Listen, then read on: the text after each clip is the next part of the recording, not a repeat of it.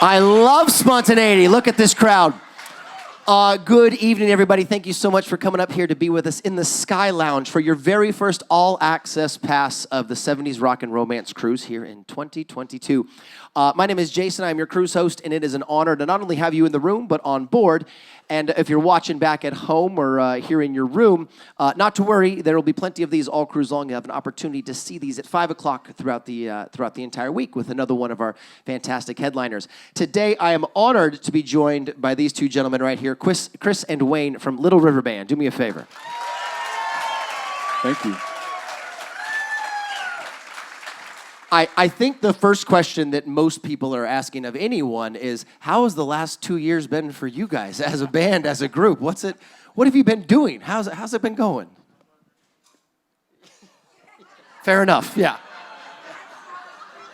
No, actually, you just find ways with all that empty space in the day to start doing something productive or creative. And luckily, with the advent of Zoom and so on and so forth, we've been able to stay in touch, start a new project, which is very gratifying in this day and age.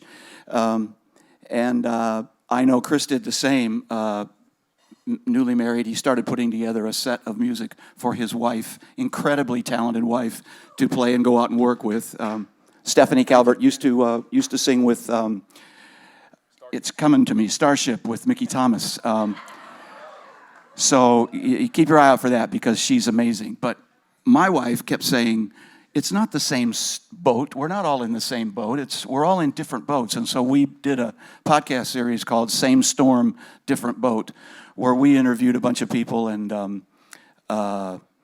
from truck drivers to capital investment people that we knew and so on and so forth. This broad range of people to get their experience. And then she walked out of the room and I was left with 5 hours of video and audio editing to do to get them online. So that's where I've been for 2 years. Just editing. Yeah. Just sitting in that one chair, yeah. Chris, I'm going to actually throw this to you because that was a great intro for you from Wayne there. Tell us a little bit about the project you're working on with your wife then. Well, I mean, she's an amazing singer. I mean, she was with Starship for 15 years, and now she's going to put together her own project with a group of all-stars who've been in various bands, from Kenny Loggins to Eddie Money to Survivor and the Babies. I mean, these are heavy hitters, and she stands toe-to-toe with them. So that'll be coming. So it'll be Stephanie Calvert and the All-Stars. Ooh, it sounds good. It's got a... Seriously, a lot of you have probably seen Mickey. You've probably seen Stephanie perform. I had too. I met her on a ship, 4 or 5 years ago, and I thought, that's great. You're going to do a project, and Stephanie, that's what she does. She sounds like that rock chick singer that's being Grace Slick and so on and so forth. We did a Christmas party. We had them come and play, the two of them, in our driveway in Phoenix a couple months ago, and there are multiple pictures of me like this. She did everything, and I mean within 10 minutes, she did Gaga and Judy Garland. I mean, from there, and powerful. So we can sing. She's a singer. So check it out when you get a chance, because she's amazing. That's a ringing endorsement right there. It's a great endorsement. Yeah. So both of you've managed to stay pretty busy then over the last couple of years. You mentioned, if I'm going to dig at you, you mentioned a new project. Is that a new project for you or for Little River Band? Well, both. Mine is 35 years in the making, so it's not ready yet. It's still in post. Yeah. I've only got one song done, but I'm going to get there. No, we actually started working on writing and looking for new Little River Band material because I want to have something out before the band hits our 50th year. Yeah. And so, not sure what it's called yet, but it's coming. Well, there's everybody in the band are writers, and it's time. So. 50's coming up, right? 3 more years? Yeah. Is that 3 more years. 2025. 2025 is 50 years. And you have been in the band for 40 years. Is that correct? 42. 42 years. But who's counting? No one, apparently. 42 years, that's a long time to do anything, not to mention being a group where, I understand obviously you guys had some member change over the years. You obviously have not one set group, but just a few, just a few makeups. What's it? Give us your elevator pitch. What's 42 years look like in Little River Band from your eyes? In one word, pride. To get from where the band was in its career curve, if you will, the late 70s, early 80s. I was recruited, ended up singing a single that went top 5, and the wave was going like this, and then some silly mistakes, and the wave went like this. And down here somewhere is where we decided we were going to regroup and we were going to try to climb the hill again, because other people gave up for multiple reasons, and it's not a rare story in the music business. It's hard, it's tough, and when people live 10,000 miles away, every tour starts with 30 hours in a plane, blah blah blah, families, all of that.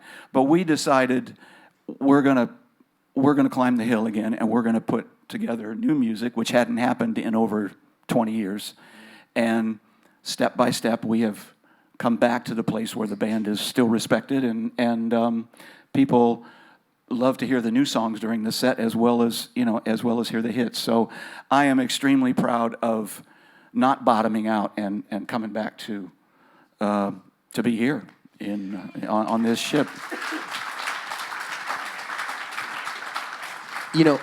It's interesting you say that, because one of the things I find, and I know having done a lot of these musical cruises, as I'm sure you will completely understand, both of you, is when you really get to the music aficionados, we run into a certain amount of, I loved their original stuff. Or oh, they did it so good the first time. Why are they messing with it? You do get a certain amount of that from bands that have been around for a while. It's a testament if you're receiving wonderful feedback on your newer music, because that's not always the case, we find.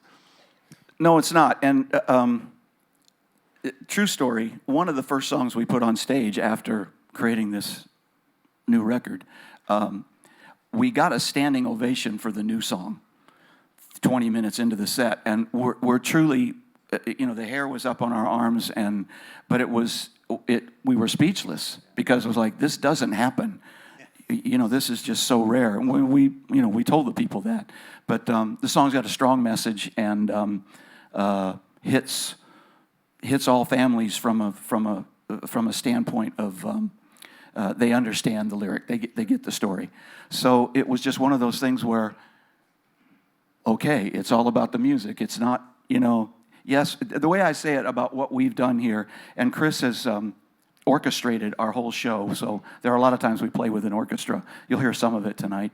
But I put it this way, the cake is the same. The cake is the same, the lyrics are the same, the emotion is the same. We're not messing with those major factors. The difference is the icing. And if we were robots and we had to put the same icing on the cake every night, it would play out that way. Sooner or later, people can see through that. We never take one night for granted. We're constantly looking around going, that was cool. Can we do that tomorrow night? That kind of thing. We're just like, whoa, where'd that come from? It makes it exciting for us, which makes it exciting for audience to see this band's not just walking through the moves. So. Well, I think it's interesting you mentioned that, because I find it, bands that are receptive to their audience, or musicians, let's say in general, that are receptive to their audience and are interpreting audience reactions, you can, to your point, you can build off that. Like, wow, the audience really screamed for that solo. Wow, they went crazy for that. Wow, a standing ovation for this. That can help you start to build and dictate. And, comedians do that, right? Comedians go on stage, they tell a joke that bombs, like, oh, that didn't work so well. But then they tinker around and go, oh, there it is. And then you slowly build your set from hitting little bits each and every night. Not that you guys are obviously rebuilding, but it does help as you're producing new music, I'm sure, to watch audiences. Well, I mean, the show is a very organic thing. I mean, we're each personality, each band member brings their experiences and their collective, talents to each show. You know what I mean? So we keep it interesting for ourselves, of course. And so the arrangements have, grown and morphed through the years. But I mean, the thing that we obviously do is respect the fact that folks love these songs. They love the material. You know, you want to hear reminiscing. You don't want to hear an operatic version of reminiscing. You want it to sound like reminiscing. You know, so we bring our personalities to it, but we respect, you know, the catalog, if you would, and that gives us the unique opportunity then to introduce you to new stuff that we've created, that's original, that's new to us, and you have that trust that we're going to show that same respect and that same intelligence to those kinds of material things too. And what does touring look like now as you enter 2022? How many dates do you guys have set up, or what is it? Are you just getting back going again, or have you been going for a little bit? We tiptoed into 2021 with a few shows that a promoter or somebody would take a gamble on in a certain town that their numbers were down and so on and so forth. But that was really just a trickle. Come July 1, we didn't have a weekend off until the 1st of December. So we ended up doing 65 shows last year, and we're at 80 now this year. I mean, for the whole year. Thank you. Still, that's a lot of dates. Like, sometimes people don't. That's a lot of dates. I mean, there's only 52 weeks. It is, and we're cored in Nashville. The bus, the driver, the band, and the crew. Except for Chris and I, he's in Dallas. I'm in Phoenix. So we fly to meet the bus all the time. So there's always an extra day on either side of that. But that's just in the blood. I mean, we're used to traveling, and you go do it. That's where that's where the music happens. So that's where the checks are. Do shows. You have to fly to pick them up. Trying to keep it up here, Chris. Yeah, Chris. Gosh, know the level, Chris. Sorry, man. Somebody has to be the comic relief in an interview, right? And I know you haven't been on stage yet on this cruise. You're going on stage tonight, but you've been with us before. What's the 70s Rock and Romance cruise like for a band like yourselves? High energy. Everybody's here for the same reason, to hear all the music they can in 4 or 5 days. So to harken back to something you said, as far as respect for fans, we're not here if you're not here. So that is the ultimate compliment, going all the way back to the very first days. Yeah. If you love the music, that's why we have a career, and that's why we can keep doing it. So kudos to you, and thank you for your long-term support. We really appreciate it. But especially here, knowing the path to get to the different players, when your slot is there, we know this is our one chance to reach you guys, and that's why the energy is so high. On this ship especially.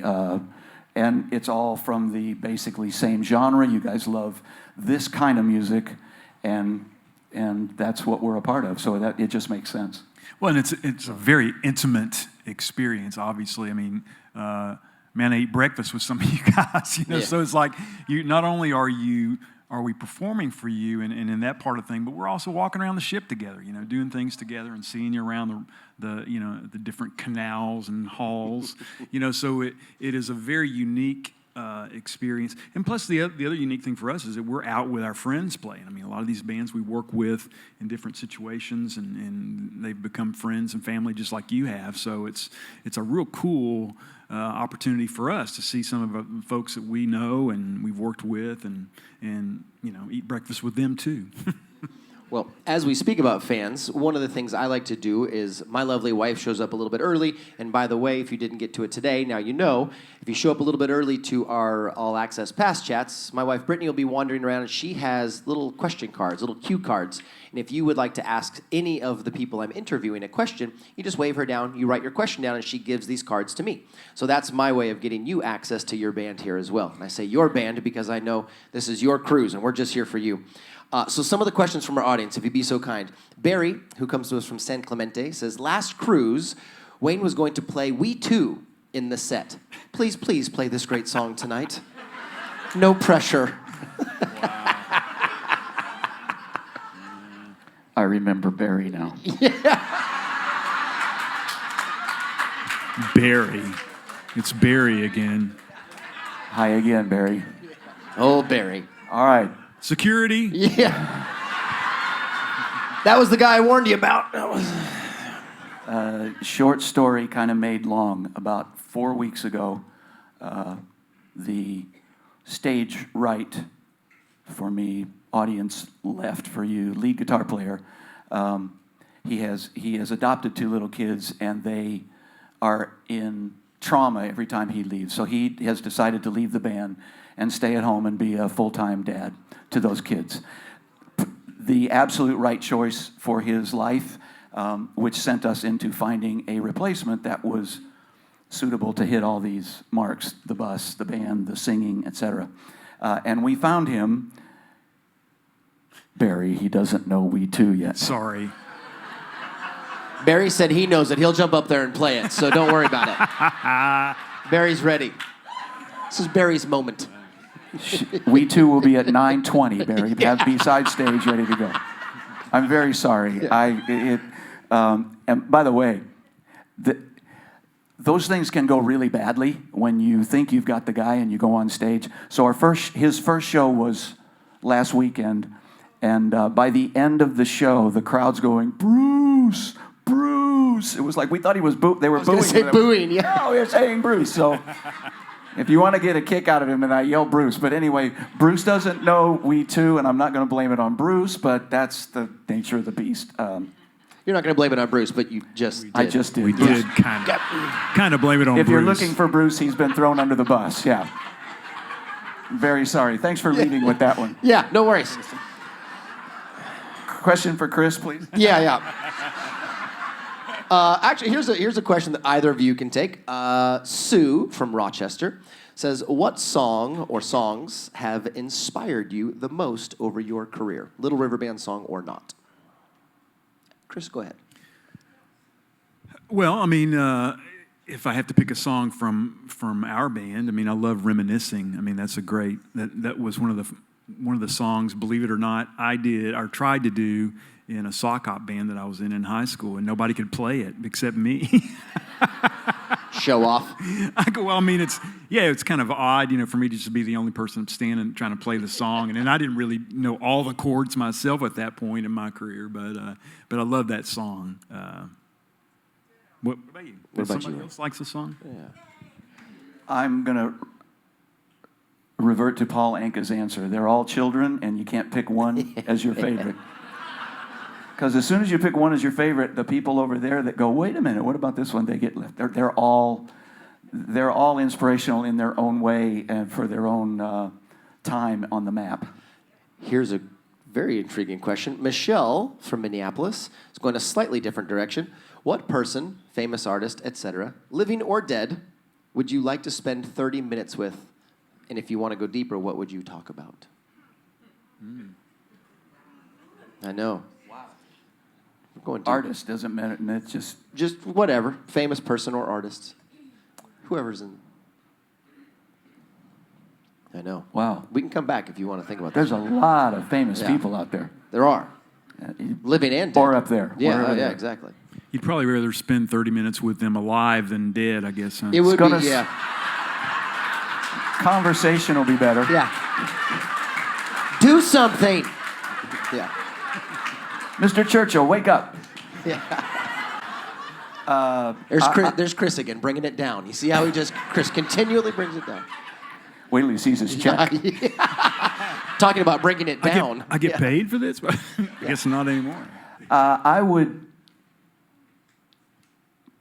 putting career and change of life, I would say Paul McCartney. I would love to sit with Paul McCartney for, I don't think 30 minutes would cut it, but Probably not. bass player, singer, writer, the Beatles, world-renowned person. I think that would be a, what's the word? A bucket list for me. Yeah. Yeah, for real, man. What about Chris? I mean, from like a musician standpoint, like probably from a classical music standpoint, I mean, I took classical for like 12 years, piano when I was a kid, and one of my favorite classical composers is Debussy. And, I mean, I loved the way he wove, all the chord voicing and all the cool stuff into a classical thing and kind of made it his own. And that'd be a cool conversation now as someone who lives in a contemporary music era to be able to see, to hear what his impressions were of how it's affected music of this day and time. Swap stories. Good answer.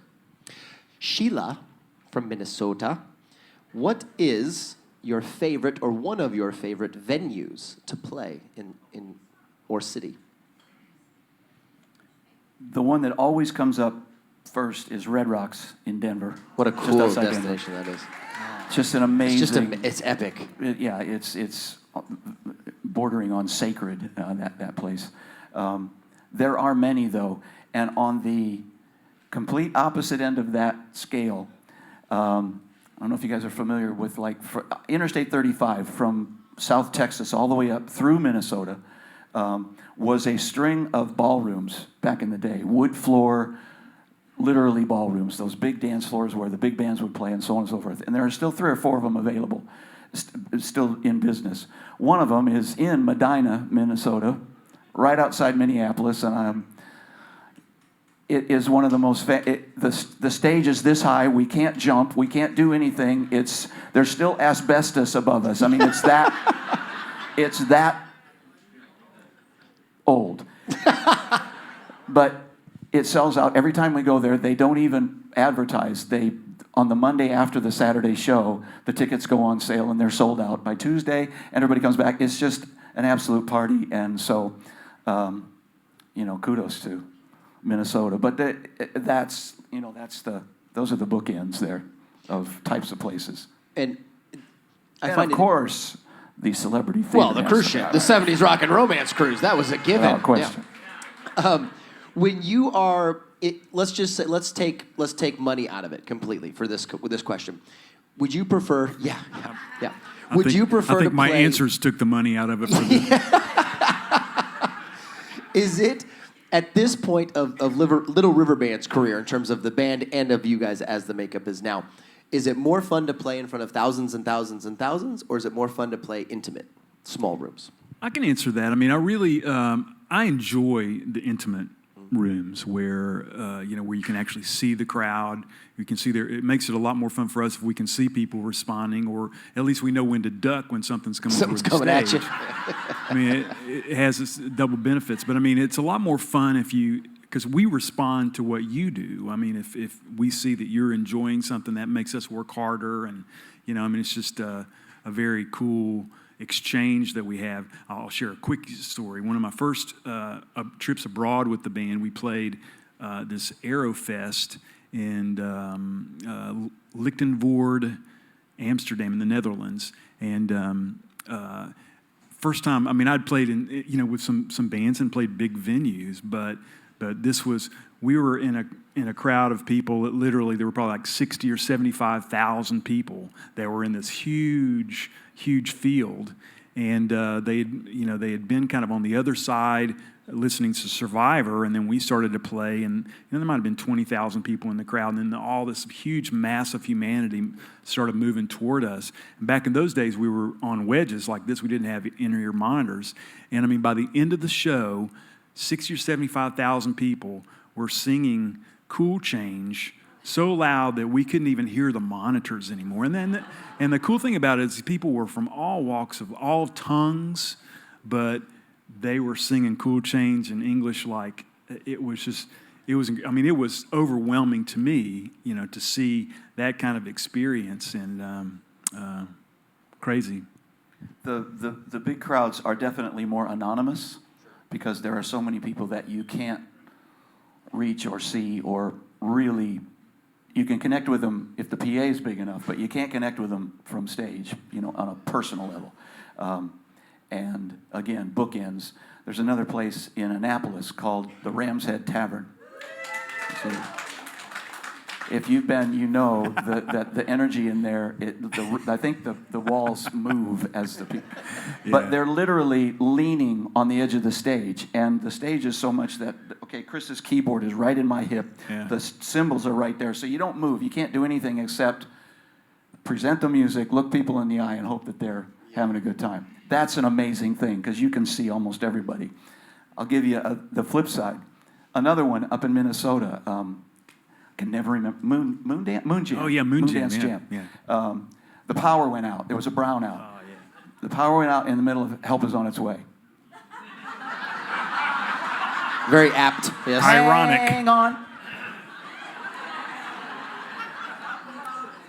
That is what could have happened. What happened was the power went off at that exact moment because, the band's blazing it, the vocals are blazing it, boom, out.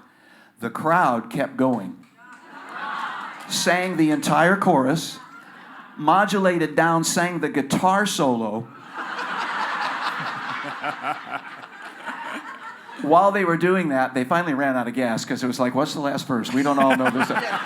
So as they were doing that, I'm getting cue cards from our monitor guy saying, brownout, no electricity, and I'm holding up these cue cards to them, and one by one they're, oh man, hang on. So they start to leave.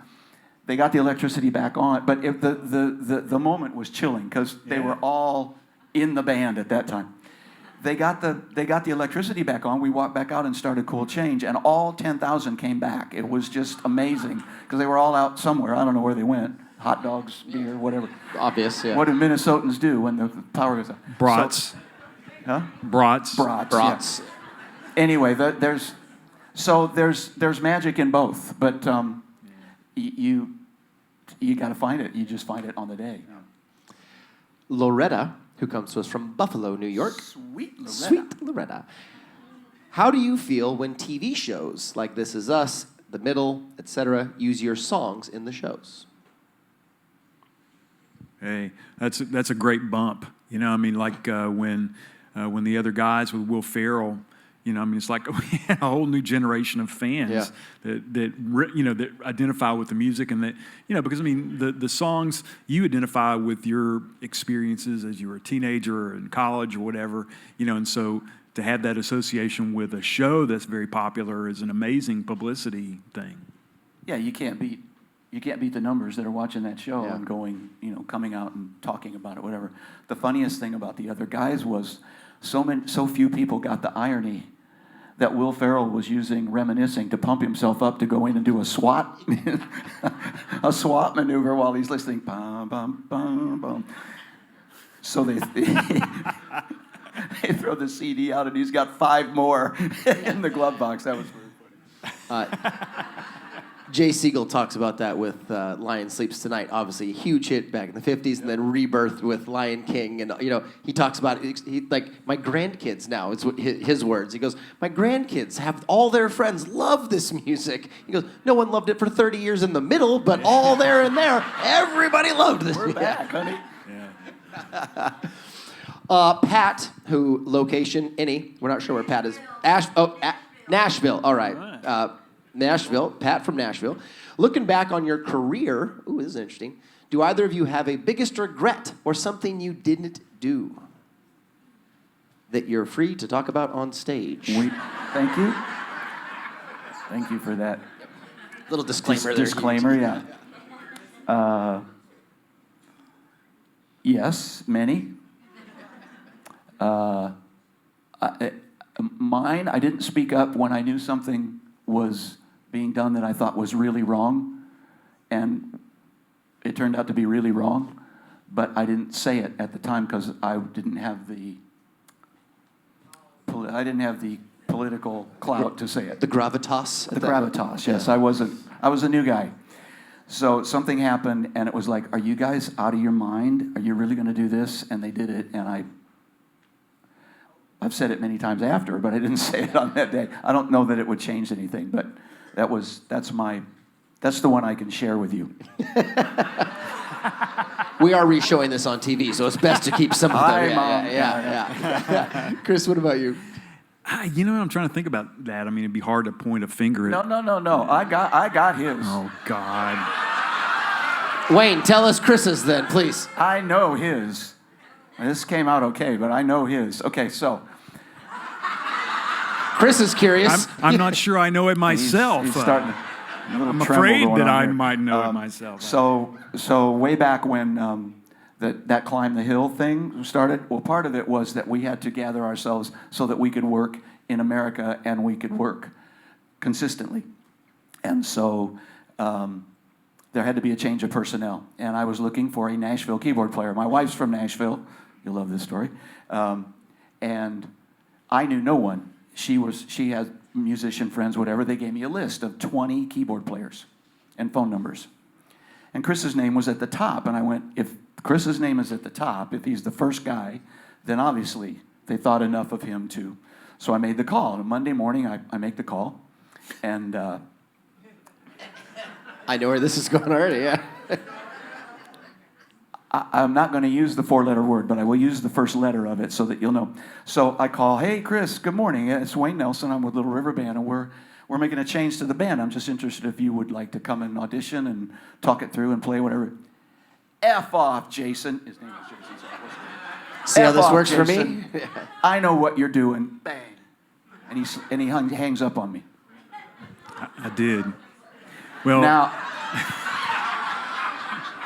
I want to know who the hell Jason is. Yeah. this, obviously he called me back. they had just gone on it. They had gone a weekend trip, and they were car karaokeing different bands. They had LRB's greatest hits in the CD, and they were, singing along about.